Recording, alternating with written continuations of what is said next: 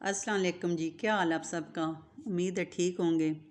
ये है जी सुबह सुबह का टाइम और मैं अभी अंदर थी, नाश्ते ही बना ही चुकी थी तो मुझे बड़ी आवाज़ें आई बाहर अपने टेरेस पे ना काएँ काएँ की। तो मैं बाहर आई तो साथ अरूश भी भागती हुई आई कि क्या हुआ है।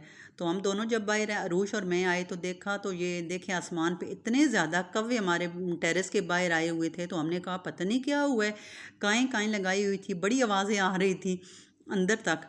तो बहुत ही ज़्यादा लगता था कि जितने कौवे हैं ना हमारे टेरेस के बाहर आए हुए हैं। तो हमने रोड पे भी देखा, इधर उधर देखा तो कोई चीज़ हमें नज़र नहीं आई कि मतलब कोई मरी हुई हो जिस पे ऊपर कौवे आए हों। लेकिन कोई चीज़ थी जो हमें नज़र नहीं आ रही थी और बहुत ज़्यादा कौवे थे, काएँ काएँ कर रहे थे। तो हम काफ़ी देर इधर खड़े होके तो सुबह सुबह इनको देखते रहे। अच्छा जी, नाश्ता तो हमने कर लिया था। उसके बाद मैं आ गई थी अंदर किचन में। तो ये मेरे आज किचन का आप ज़रा हालात देखें। अरूश कितने दिनों से पेपर चल रहे थे तो उसको सारा दिन मैं पढ़ाती रहती थी। तो जब स्कूल से आती थी तो बिल्कुल टाइम नहीं मिलता था डीपली सफाई का। बस ऊपर ऊपर से जल्दी जल्दी सफाई कर देती थी। तो आज माशाल्लाह कल फ्राइडे को उसके पेपर सारे ख़त्म हो गए थे और उसको ना छुट्टियां हो गई थी। तो मैं बड़ी रिलैक्स थी आज। तो मैंने कहा चलें आज थोड़ी सी ना किचन को सबसे पहले इसकी डीपली सफाई करते हैं। और ये देखें मैंने सारे मतलब कैबिनेट वगैरह से चीज़ें निकाल के रखी हुई थी। अभी बर्तन भी मेरे धोने वाले थे तो मैंने कहा चलें इन सब चीज़ों को निकाल के तो साफ़ करती हूँ। तो यहाँ पे ये जो मेरा कैबिनेट था इसमें बड़े बड़े स्पून और ये स्पून का जो मतलब आपको बॉक्स नज़र आ रहा है इसमें से मैंने ये सारे निकालने थे। और ये वाले मैंने कहा जो दीवार पे लगे हुए थे सारे स्पून और स्पैचुला वगैरह ये इनको भी उतार के तो मैंने कहा अच्छी तरह से धो लेती हूँ। साथ ये टावल थे किचन वाले जिससे मैं अपने हैंड वगैरह साफ़ करती थी। तो ये टावल भी थे एक दो। तो मैंने कहा इन सब को आज निकाल के तो मैं इनको धोती हूँ एक बार, क्योंकि ये इनके ऊपर बस ऐसी चिकनाई सी लग जाती है। जितना भी इनको धोते रहें तो एग्जॉस्ट वगैरह चलता है तो चिकनाई तो इनके ऊपर लग जाती है। तो फिर मैं हफ्ता 10 दिन के बाद इन टावल को भी ज़रूर धोती हूँ। और फिर ये देखें जी मैंने कहा आज साथ मिसाला बॉक्स लाई थी, ये दूसरे बॉक्स ये वाले मतलब जार। मुझे बड़े ये जार पसंद आए थे, इस तरह के मेरे पास बड़े जार भी थे। तो मैंने कहा फिर ना ये छोटे भी लेके आती हूँ। एक में मैंने सौंफ डाल दी और एक में मैंने इलायची डाल दी। इलायची के लिए ये मेरे पास था शीशे का, लेकिन मैंने कहा कि इसमें ना डाल इसको फिर किसी और यूज़ में ले आऊँगी तो ये सारा सेट एक जैसा हो जाएगा। तो अब इसमें मैंने देखें जी इलायची भी डाल दी थी। मुझे ये बड़े अच्छे क्यूट से लग रहे थे ना छोटे छोटे से। ये मैं लेके आई थी जब ग्रॉसरी करने गई थी। और साथ में ये दूसरा सौंफ का लिए भी लेके आई थी। और यहाँ पे आप देख रहे होंगे ये तकरीबन सारा सेट एक जैसा हो गया था। चीनी चाय और ये सौंफ और इलायची इनमें डाल दिए थे और ऊपर भी दालें डाली हुई थी। तो ये अब बहुत ही अच्छे लग रहे थे ना।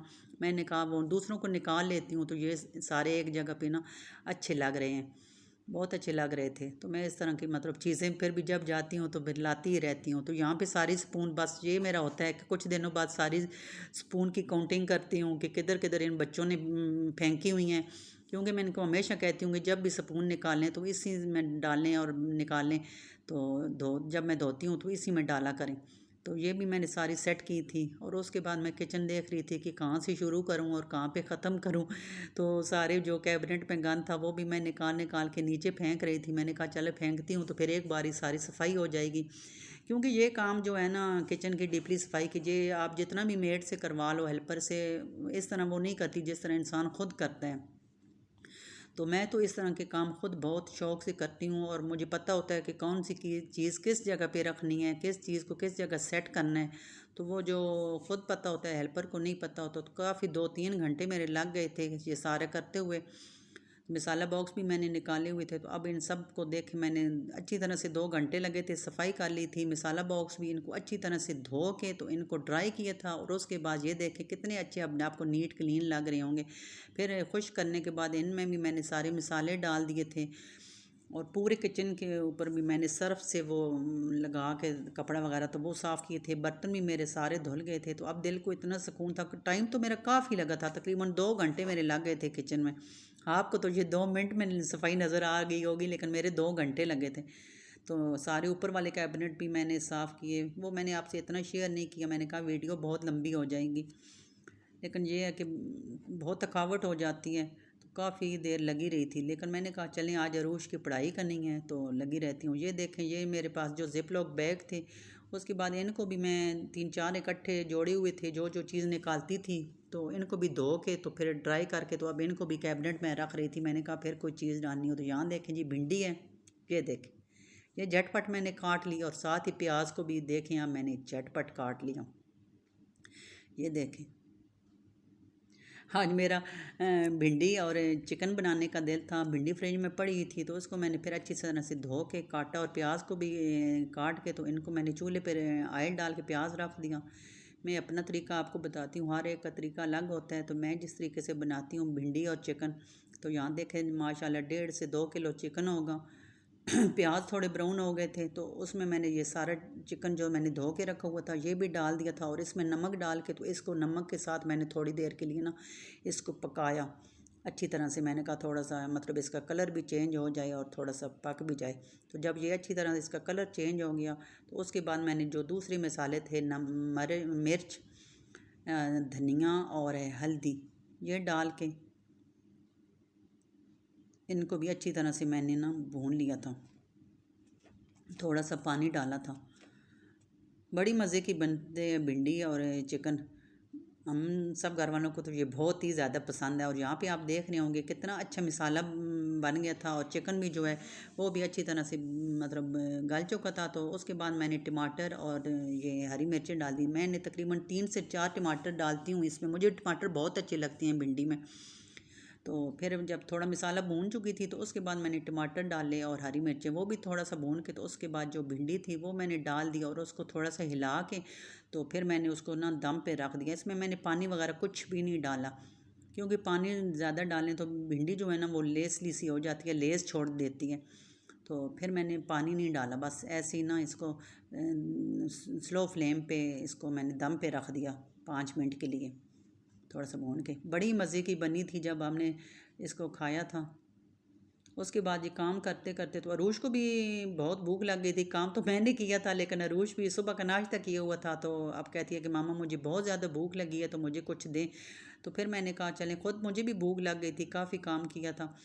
तो मैंने कहा देखा तो फ्रिज में तरबूज पड़ा हुआ था तो काफ़ी ठंडा हो गया था। तो मैंने कहा चलें यही सबको काट देती हूँ, अरूश को भी देती हूँ, बाकी सबको भी काट देती हूँ और ख़ुद भी खा लेती हूँ। तो ये देखे शुक्र है तरबूज रेड था। तो रेड तरबूज हो तो कोई खुशी और ही होती है, वरना कई बार तो ये होता है कि बड़ा ही ख़राब निकलता है। अब इसके भी थोड़े से दिन रह गए हैं, ख़त्म ही होने वाले हैं तरबूज भी। तो यहाँ फिर मैंने कहा चलें अरूश को भी देती हूँ। काफ़ी देर से कह रही थी मुझे भूख लगी है तो मैं अपने ही कामों में लगी हुई थी। मैंने कहा एक बार मैं फ़ारग हो लूँ तो फिर ही कुछ करूँगी, क्योंकि मैं खाने पे बैठ गई तो फिर सुस्ती चढ़ जाएगी। तो यहाँ मैंने ये सारा काट लिया था। तो सबसे पहले मैं अरूश को ही काट के दे रही थी मतलब डाल के। तो ऊपर मैंने इसको थोड़ा सा नमक भी लगा के दिया। मैंने कहा इससे अच्छा हज़म हो जाता है ना। तो ये लेके फिर इधर लाउंज में आ गई थी पंखे के नीचे। मैंने सबको दिया, मैं ख़ुद भी इधर लाउंज में आ गई थी।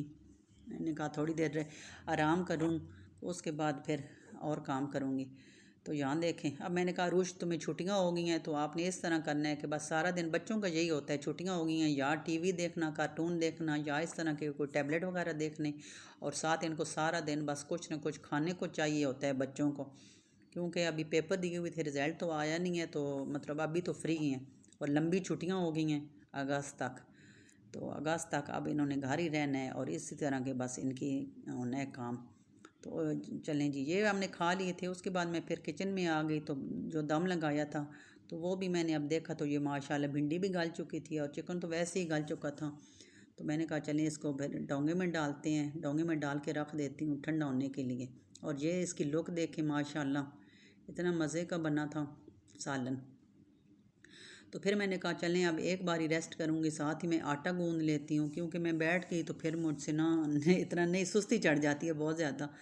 तो यहाँ मैंने फिर मशीन में आटा भी डाल दिया था। मैंने कहा फिर इसके बाद इतना कोई काम नहीं होगा, आज के लिए इतना मेरा काम ही काफ़ी है। तो यहाँ पे मैंने फिर जल्दी जल्दी आटा गूँध लिया। तो मैंने कहा इसको गूँध के तो फ्रिज में रख देती हूँ, इतनी देर में सालन भी ठंडा हो जाएगा। तो सालन भी फ्रिज में रख दूँगी, फिर जिसने खाना हुआ जब भी तो फिर निकाल के तो रोटियां बना लूँगी। तो यहाँ पे देखें जी बाउल भी मैंने धो लिया था और आटा भी मेरा इतना अच्छा सा मैंने 2 टाइम का गूँध लिया था। मैंने कहा ताकि फिर भी ना गूँधना पड़े, 2-3 टाइम चल जाएगा। और सालन भी ठंडा हो गया था तो इसको भी मैं अभी फ्रिज में रख दूँगी। तो उम्मीद है आपको मेरा ये व्लॉग पसंद आया होगा। अगर पसंद आया हो तो आप प्लीज़ इसको सब्सक्राइब लाजमी कीजिएगा, शेयर कीजिएगा, लाइक कीजिएगा, लाइक का बटन भी दबा दिया करें तो मिलते हैं जी आपसे नेक्स्ट व्लॉग में, तब तक लिए इजाज़त दीजिए, अल्लाह हाफिज़।